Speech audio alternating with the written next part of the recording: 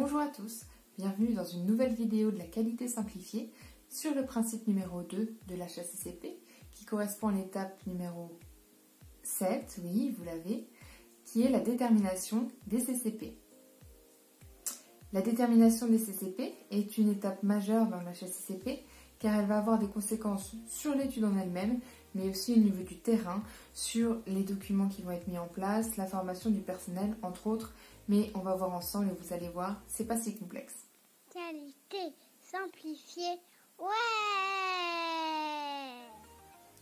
Si vous en êtes à cette étape de l'HACCP, c'est que vous avez déjà réalisé le premier principe de l'HACCP, qui fait l'objet d'une vidéo dédiée sur ma chaîne, qui est l'analyse des dangers.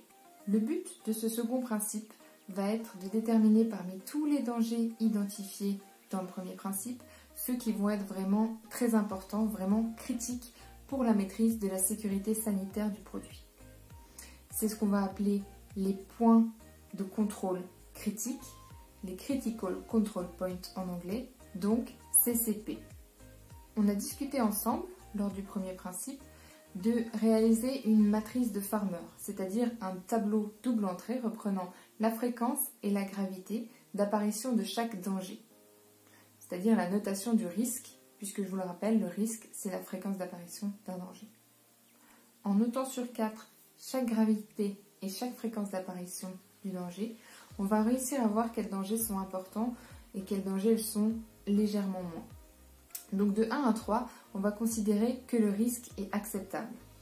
De 4 à 6, c'est ce qui va apparaître en orange sur la matrice de Farmer. On va considérer que le risque est acceptable, mais néanmoins qu'on doit mettre des moyens de maîtrise supplémentaires.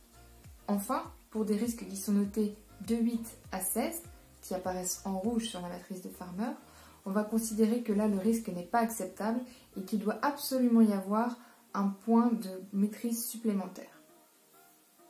Pour les risques acceptables, les moyens de maîtrise vont être ce qu'on appelle des PRP, des prérequis. Tout ce qui va être bonne pratique d'hygiène, méthode de nettoyage, sanitation, etc. Pour les risques tolérables qui doivent être, eux, sous contrôle, on va définir des moyens de maîtrise qu'on appelle des PRPO, des prérequis opérationnels. C'est-à-dire qu'on va mettre une opération supplémentaire pour s'assurer de la maîtrise de ce risque. Ça va être par exemple un nettoyage particulier, une opération qui va être vraiment plus sous contrôle. Pour les risques non acceptables, là on va mettre en place ce qu'on appelle des CCP, des points de contrôle critiques, qui vont être vraiment libératoires sur le produit. Si vous souhaitez voir vraiment la différence entre PRPO et CCP, j'ai fait une vidéo également dédiée sur ma chaîne. Chaque point qu'on va identifier comme un potentiel CCP, on va devoir confirmer qu'il s'agit bien d'un CCP via un arbre de décision. Alors j'ai choisi dans ma vidéo de parler de l'arbre de décision du Codex Alimentarius, néanmoins il existe d'autres outils. Un arbre de décision est constitué de questions fermées, des questions par lesquelles on va pouvoir répondre oui et non, et du coup passer aux étapes suivantes, aux questions suivantes. En fonction des réponses, on va soit s'orienter vers un CCP, soit s'orienter vers un PRPO, un prérequis opérationnel. La première question qu'on va se poser, si on a identifié un risque qui va être élevé, c'est « Existe-t-il des mesures préventives pour le danger identifié ?» c'est-à-dire des moyens de maîtrise. On a vu dans le premier principe que pour chaque danger, on avait en face un moyen de maîtrise. Donc si à la première question, la réponse est non, on doit absolument mettre un moyen de maîtrise en place et du coup, il faut réfléchir au moyen de maîtrise qu'on va mettre en place et revoir notre étude. C'est pas normal de laisser un risque sans surveillance, sans moyen de maîtrise. Une fois qu'on a répondu à la première question, on va se demander si ces moyens de maîtrise permettent de réduire à un niveau acceptable la probabilité d'apparition du danger. Donc la probabilité d'apparition du danger, c'est le risque. Donc est-ce que ces maîtrises vont réduire le risque à un niveau acceptable? Oui ou non? La question numéro 3, est-il possible que le danger identifié puisse avoir un impact sur la sécurité sanitaire du produit? La question numéro 4, est-ce qu'il existe une étape ultérieure qui permet de réduire le risque à un niveau acceptable? Voilà les 4 questions de l'arbre de décision qui vont vous permettre de confirmer qu'il s'agit bien d'un CCP ou à contrario qu'il s'agit d'un PRPO. Si on reprend l'exemple que je suis depuis le début sur le yaourt, à l'étape de mélange, avec le risque que la cuillère en bois se désagrège lors du mélange. J'ai noté la fréquence d'apparition, donc c'est probable, puisque j'ai donné une note de 3, qui va être que ça peut arriver une fois par mois à une fois par semestre.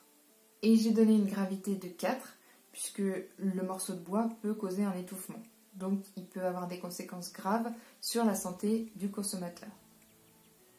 Donc j'arrive à un total de 3 x 4, donc 12, c'est-à-dire identifié comme risque très important, risque non acceptable.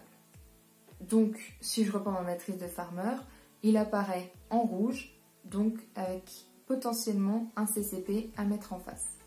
La question numéro 1, est-ce qu'il y a un moyen de maîtrise particulier ? Ben non, je n'avais pas pensé à mettre quelque chose en face, je pensais juste mélanger avec ma cuillère en bois et ensuite se mettre en pot. Donc là, mon étude ne fonctionne pas. Il faut absolument que je mette un moyen de maîtrise en face. Donc je vais réfléchir au moyen de maîtrise que je vais mettre en place et je vais donc mettre un tamis. Donc à ma question numéro 1, je vais répondre oui, il existe un moyen de maîtrise puisque je mets un tamis en face. La question numéro 2, c'est est-ce que cette étape de tamisage a été spécifiquement mise en place pour justement maîtriser mon risque corps étranger? Donc oui, effectivement, j'ai mis en place un tamis pour maîtriser mon risque corps étranger et uniquement pour ça. Donc là, mon point va être identifié tout de suite comme CCP. Si par contre, je n'avais pas mis en place le tamis spécifiquement pour réduire mon risque corps étranger, mais par exemple pour enlever les grains de sucre qui pouvaient être présents dans ma préparation, là, je vais répondre non à la deuxième question. Je vais alors répondre à la troisième question. Est-ce que mon tamis va permettre de réduire à un niveau acceptable le danger corps étranger? Et là oui, puisque mon tamis, le tamis que j'ai mis en place, va avoir un diamètre qui va permettre d'être sûr que ce que je vais consommer ne va pas causer un étouffement. Enfin, à la question numéro 4, est-ce qu'il existe une étape ultérieure qui va permettre de réduire mon risque corps étranger? Je vais répondre non, puisque je n'ai pas 2 filtres en série par exemple, j'en ai un seul. Donc forcément, le filtre va être CCP. Si par contre j'avais une série de filtres pour X ou Y raison, c'est le dernier qui serait CCP et les autres qui seraient seulement PRPO. Voilà comment déterminer un CCP via du coup la matrice de Farmer et ensuite en confirmant par un arbre de décision. Une fois qu'on a déterminé les CCP, on va passer à l'étape numéro 8, donc le troisième principe de l'HACCP, qui est fixer les limites critiques. Quelles limites me semblent acceptables pour le consommateur? On va définir ce que l'on accepte ou non. Quelles sont les limites, les cibles, les tolérances. Ça fera l'objet d'une vidéo particulière sur ce principe. Je vous dis donc à bientôt sur ma chaîne La Qualité Simplifiée.